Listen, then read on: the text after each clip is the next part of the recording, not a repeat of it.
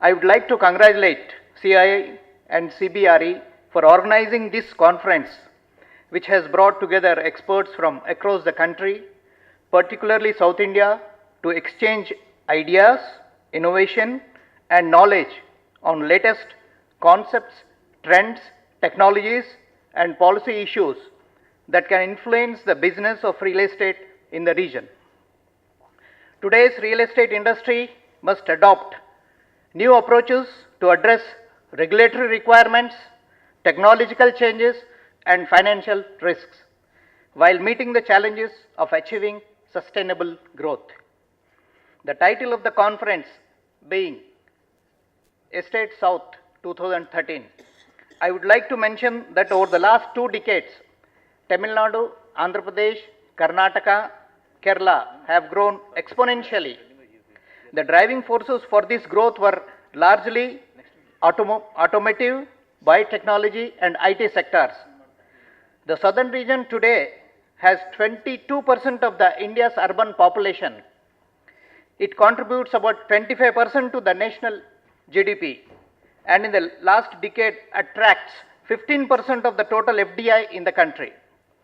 Today it has about 14 cities with a million plus population compared to only 7 in 1990.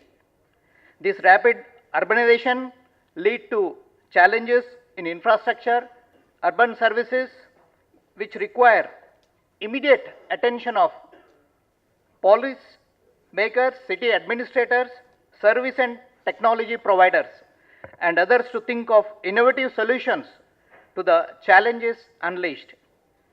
In addition to the challenges, this phenomena has also resulted in creating of opportunity in the real estate sector.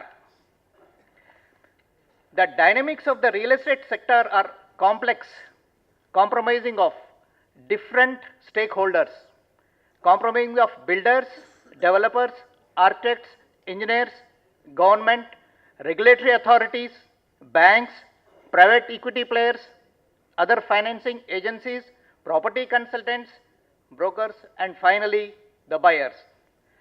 You would agree that this is a complex environment to operate in.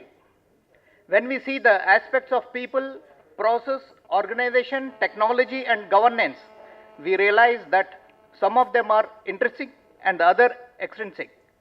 We may boast on some control over the intrinsic aspects, but are largely at the receiving end of the extrinsic aspects, including the aspects of market dynamics, supply and demand.